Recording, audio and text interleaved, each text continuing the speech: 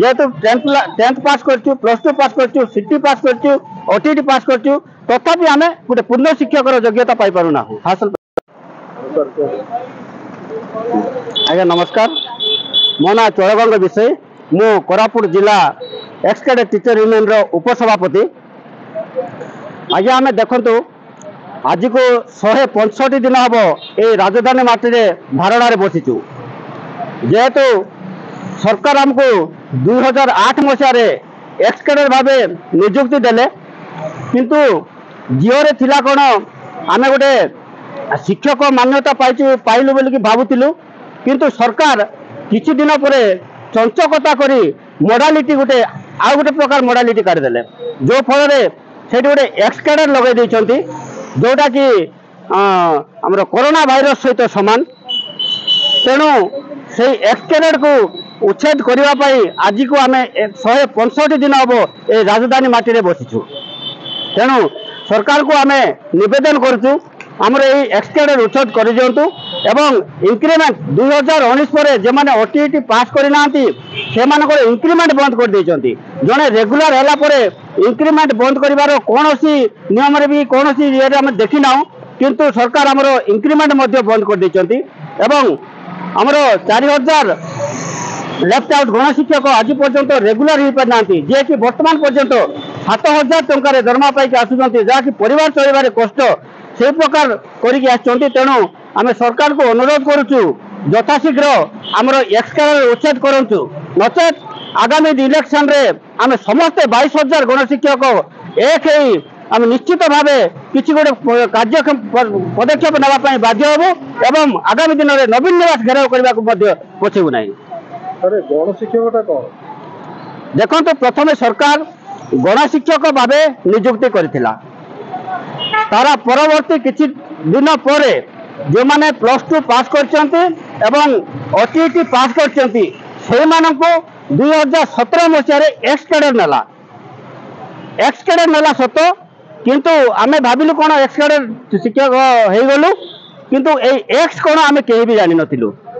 ए x लगेबा द्वारा कोन हला, x लगेबा द्वारा आमे ट्रेजरी माध्यम रे दरमा पाई पारु नाहु, ए करे दुई रे आमे इंक्रीमेंट पाई पारु नाहु, जहाँ फल आमर जो शिक्षक अच्छा रेगुलर शिक्षक तांको पाखरे आमे अपमानित होचु, जेहेतु आमे गोटे पूर्ण शिक्षक मान्यता पाई पारु नाहु। सर ए जो गणशिक्षक और एक्स शिक्षक ता भीतर फरक ता कोन देखंतु, गण शिक्षक होची हमरो 10th क्लास पास करला परे जे माने थिले +2 पास एवं 10th क्लास पास एमान को गण शिक्षक भाबे नियुक्ति दिया जायतला, जे माने ओटीटी पास करि नाथि से माने गण शिक्षक रे अछंती। आज पर्यंत से माने 7000 दरमा रे अछंती। परवर्ती समय जो माने ओटीटी पास कले से माने को एक्स कैडेट भाबे सरकार नै चंती। एक्स कैडेट नै चंती तांको ट्रेजरी माध्यम रे पैसा दिया जाउछ ना कोन केते दिया जाउछ? नाही सर, हमको अलॉटमेंट सिस्टम अछि, ट्रेजरी माध्यम आज पर्यंत आम दरमा पाई पार ना, जहाँ फल कि आम गोटे रेगुलर टीचर हो 2 मास 3 मास को दरमा पाउछु। आपण प्रथमे गण शिक्षक प्रथम एक्स कैडेट को आसी आज्ञा सर आपण ओटीटी क्लियर कर आज्ञा ता पर भी आपन किसी इम्प्रूवमेंट नाही नाही सर। आपण एबे से 7000 मूल दरमा रे कटुचंती? नाही सर, एबे हमरो किछि पिला रहि जाइछंती 7000। आमे ऑलरेडी गोटे योग्यता हासिल शिक्षक गोटे योग्यता हासिल कर सारिछु, जेहेतु 10th पास करछु, +2 पास करछु, सिटी पास करछु, ओटीटी पास करछु, तथापि आमे गोटे पूर्ण शिक्षक योग्यता पाई पारु ना हासिल पाई पारु ना। जदि सरकार न सुनते आपन आगामी पदक्षेप कोन रहइबो? जदि सरकार आम दाबी शुणवे ना, निश्चित भाव आम 22,000 परिवार नवीन निवास घेराव करूँ एवं निश्चित भाव नवीन निवास बसी धारणा करूँ।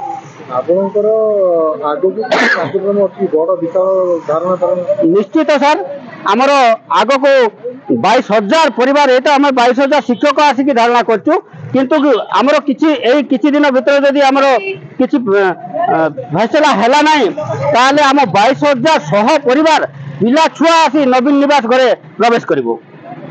आज आप कोरापुट जिला तरफ आछंती? आज्ञा ओडिसा 30टा जिल्ला 30 आपनकर संगठन अछंती? आज्ञा आज्ञा समस्त एमती गोटे गोटे दिन बाछिचंती आसिया पे? आज्ञा हमरो 30टा जिल्ला समस्त केते आसिया पे कि योजना अछि? देखंतु हमरो होची कोरापुट ओडिसा रो 30टा जिल्ला, हमरो 30टा जिल्ला भितरे गोटे दिन गोटे जिल्ला आमे आसी प्रतीक धारणा रे बसुचु। ତେଣୁ ଆଜି ଆମର ଏଇ କୋରାପୁଟ ଜିଲ୍ଲାର ପାଳି ଆମେ ଆଜି ଆସି ଏଇ ରାଜଧାନୀ ମାତ୍ରରେ ସେ ପ୍ରତୀକ ଧାରଣାରେ ବସିଛୁ। ଆପଣ ଆସନ୍ତି ସରକାର ଆପଣଙ୍କ କଥା ଶୁଣିବେ? ହଁ, ଆମର ତ ଆଶା ବିଶ୍ୱାସ ଅଛି ନିଶ୍ଚିତ ଭାବରେ ସରକାର ଆମ କଥା ଶୁଣିବେ।